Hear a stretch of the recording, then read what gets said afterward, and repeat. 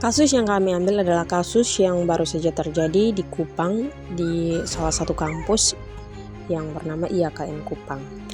Dalam video yang beredar, seorang dosen mengeluarkan kata-kata yang tidak sepantasnya, yaitu manusia bodoh dan binatang, kepada mahasiswa saat melakukan kelas daring. Kasus ini termasuk dalam kekerasan verbal. Munculnya dugaan ucapan yang tidak pantas dan merendahkan martabat mahasiswa dalam proses bimbingan secara akademik, dan juga pelanggaran etika. Penyebaran video yang luas memicu kecaman dari publik dan juga mahasiswa secara nasional. Berikut aspirasi dan tuntutan mahasiswa menuntut kejujuran institusi dalam proses penyelidikan internal, mendesak pemberhentian atau sanksi administrasi berat bagi oknum, jaminan keamanan bagi mahasiswa pelapor, dan intimidasi. Langkah hukum yang dapat kita ambil, yang pertama, laporan ke pihak yang berwajib. Kedua, melakukan mediasi, dan juga yang ketiga, melakukan tuntutan hukum. Tindakan disiplin kampus yang pertama, tim investigasi. Pembentukan tim khusus oleh rektor untuk verifikasi fakta lapangan. Yang kedua, penonaktifan, pemberhentian sementara oknum dari kegiatan mengajar seiring proses pemeriksaan. Yang ketiga, penerapan regulasi.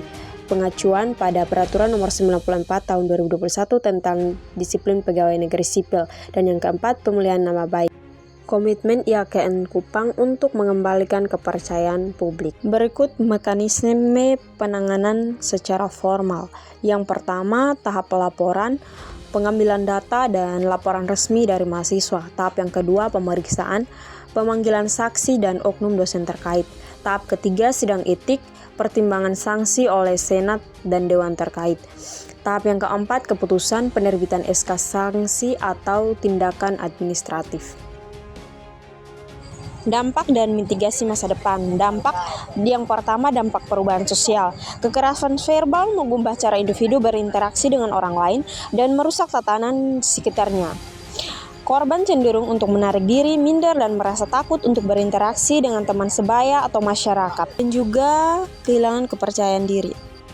Yang kedua, dampak terhadap perubahan lingkungan. Kampus menjadi tempat yang menakutkan, tidak aman, dan tidak nyaman untuk beraktivitas.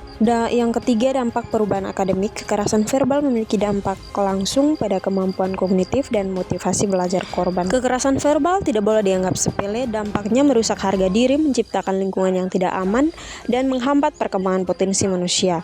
Penting untuk menciptakan lingkungan yang inklusif dan aman. Mitigasi yang dapat dilakukan, yang pertama, penguatan etika. Penguatan etika berfokus pada kesadaran individu untuk bertindak sopan meskipun tanpa pengawasan.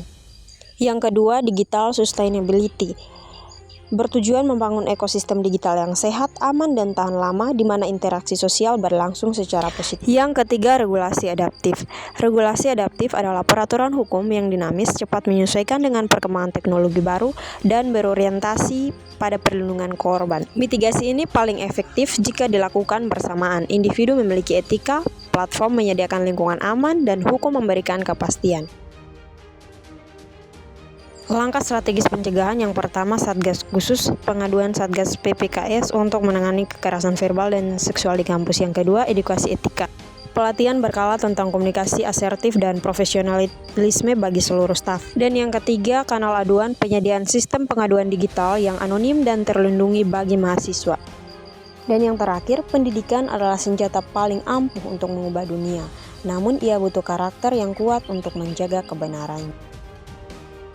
Terima kasih sudah menonton.